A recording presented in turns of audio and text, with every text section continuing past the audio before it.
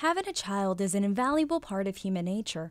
It touches everyone at some point along the way, but birth comes with a lot of stress and anxiety. I don't have too many women that come in and just, grab my arm and say, I'm scared to death about what's going to happen.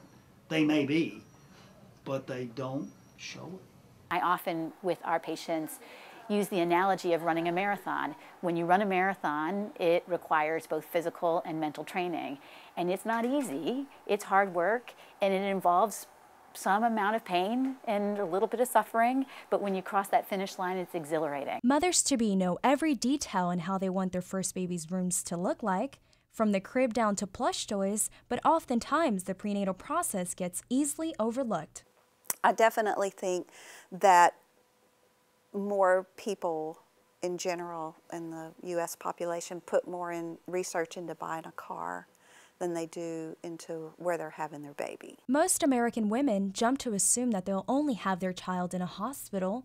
Experts say about 98% of all births in America take place in hospitals. That was what I was most familiar with. That's what everybody in my family had done, and it's basically all I knew. Dr. Noble Doss believes that hospitals provide comfort and safety for mothers, for they know they're in good hands. It's kind of like an insurance policy more than anything else.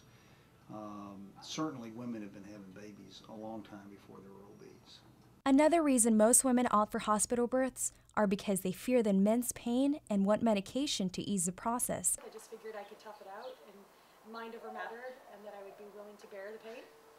But when the pain finally set in, there was absolutely no way that I could have sustained 19 hours worth of labor without an epidural. Nothing about a baby is easy, especially when complications arise that can harm mother and child. In the United States, often pregnancy is viewed almost as an illness and is sometimes even feared by medical providers. The current C-section rate in the U.S. is around 33%, almost doubling that of the worldwide average. Americans are accustomed to tight schedules, making hospitals an easy route for birthing and options for surgery in the process. As a society, I think we really like things to be scheduled.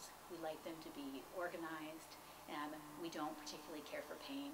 And natural birth involves all of the opposites of those things, so it's not scheduled. But the technology surrounding pregnancy and childbirth is ever evolving. Little miracle babies can now survive weighing in at only 1.5 pounds, being delivered at 17 weeks prematurely. For more information on this birthing process, check out bornthisway6.blogspot.com.